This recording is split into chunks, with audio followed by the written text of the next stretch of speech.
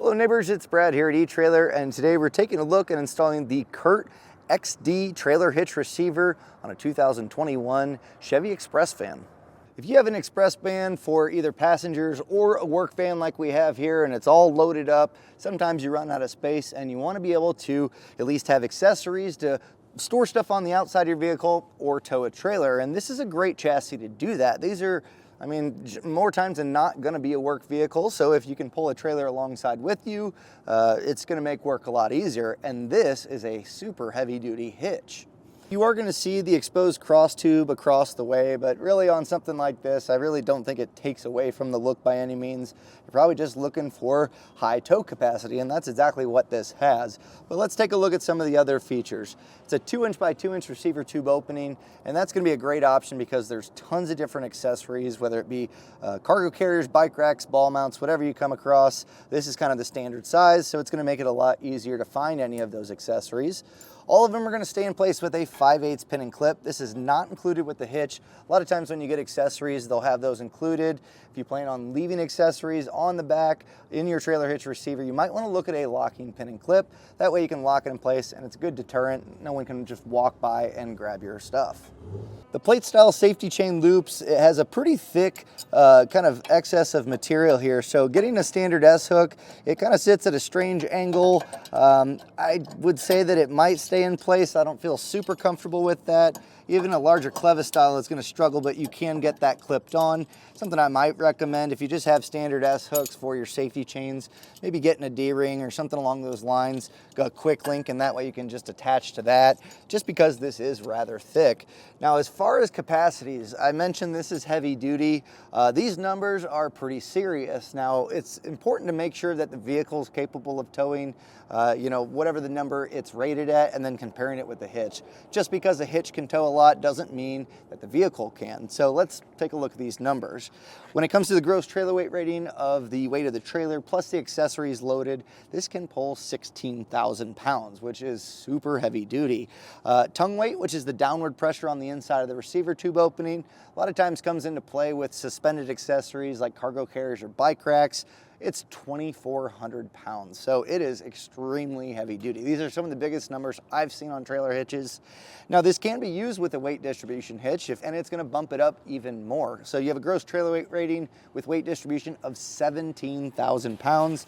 The tongue weight is gonna stay the same at 2,400. But again, you wanna make sure that you're checking the vehicle's owner's manual to see what it's capable of towing, and also any of the accessories you're using. So your ball mount, and anything that's gonna be hooking up to the trailer also needs to be rated to be safely towable, and take the lowest number out of all of that, and that way you stay safe.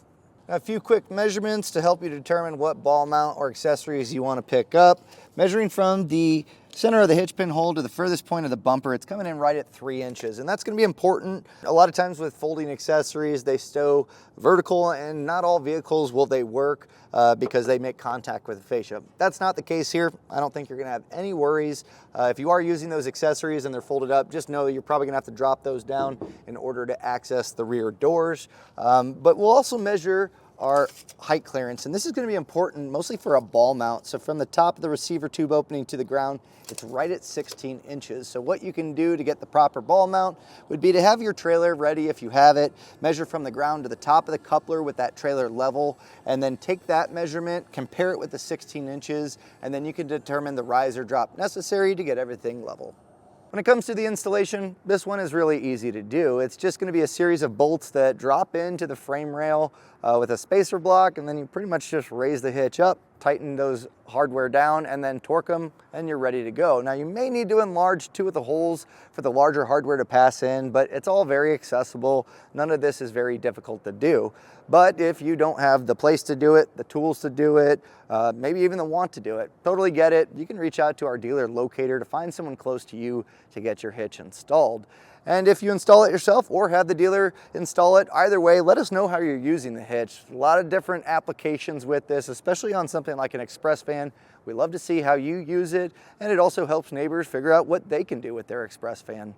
The first thing you'll want to do to get your hitch installed is get your hardware laid out. The carriage bolts are going to look fairly similar, but there's two larger diameter and there's also going to be larger diameter spacer blocks. So you'll find that these go with the two bolts here, and the other ones are going to go with these smaller ones. And it's important that these go on the rearmost hole. So something that we'll find is we may need to enlarge those holes for this to pass in. And the holes that we'll be bolting the hitch up to are located on the frame rail. So we have the two on the rear side. There's two holes up here. One of those we're going to be putting hardware in, and it's nice and open on the frame rail where you can just generally pass the hardware in. But as I mentioned, those larger diameter bolts are not going to want to go through this hole. Give it a little test fit. It's very close. So in order to enlarge that, I'm using a burr bit. You can use a 9/16 drill bit, whatever you have. But I'm gonna walk this out and then test to make sure that my bolt can pass in.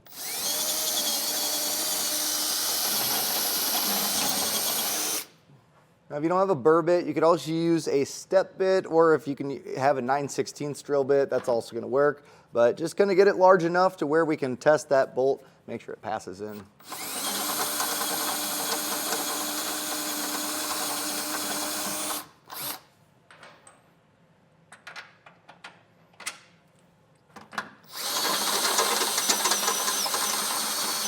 Once you get that able to be passed through, we'll do it on the same thing that we just did on the other side, but this is going to be raw exposed metal, and so we want to make sure long term it doesn't turn into rust. So if you have a little bit of spray paint, it can be clear coat, whatever you have, just spray that, and that way it's going to stay protected and not turn into rust long term.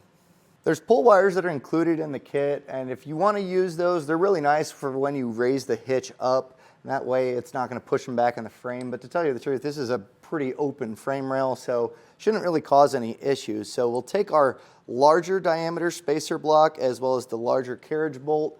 We'll pass this in, and then we'll grab the smaller carriage bolt and the smaller spacer. That's going to go into this hole. And then we'll move back, and it should be the forwardmost hole. And then we'll just repeat the same process on the other side. Now on our van today, we have two holes in the frame, and we're going to be using towards the front, the further hole. So we'll just drop in our carriage bolt and spacer block, and then we're just going to repeat the same process on the other side. To get the hitch raised in place, you might want an extra set of hands. This is a pretty bulky hitch, and our goal is to raise it up over the studs and get hardware started on both sides so it'll support itself and it'll make the rest of the hardware going on a lot easier. Now there's going to be larger diameter serrated flange nuts. Those are going to be for those larger carriage bolts that we did. So what we'll do is slide this in place, get these all aligned. And you may have to kind of move the exhaust slightly for a second for it to slide up in place. And this is where sometimes having those pull wires, it'll keep it to where these bolts won't pass down, but if you need to, just kind of push back on the inside. And the goal is to get just a few threads started here. And once you do that on both sides, then you can go back with the rest of your serrated flange nuts and get those started on the other studs. Now, if you're struggling to get the hardware to pass in, you can reach up in the frame rail, make sure that that bolt's sitting in that spacer block, and that's going to make sure that you have enough threads. Now, you may need to kind of bump the hitch a little bit for it to drop in. It might be at a slight angle, but a dead blow and just a little bump will make sure that we get this to drop in.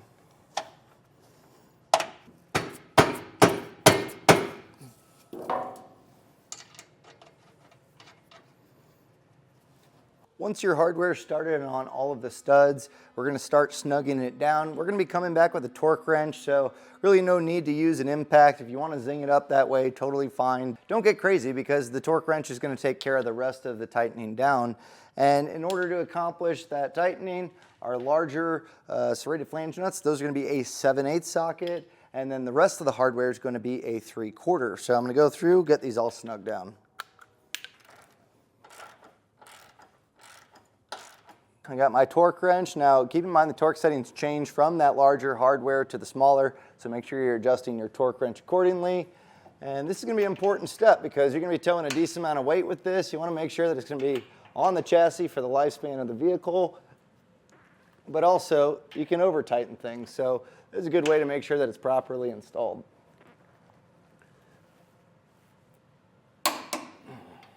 And that was a look at installation of the CURT XD trailer hitch receiver on a 2021 Chevy Express van.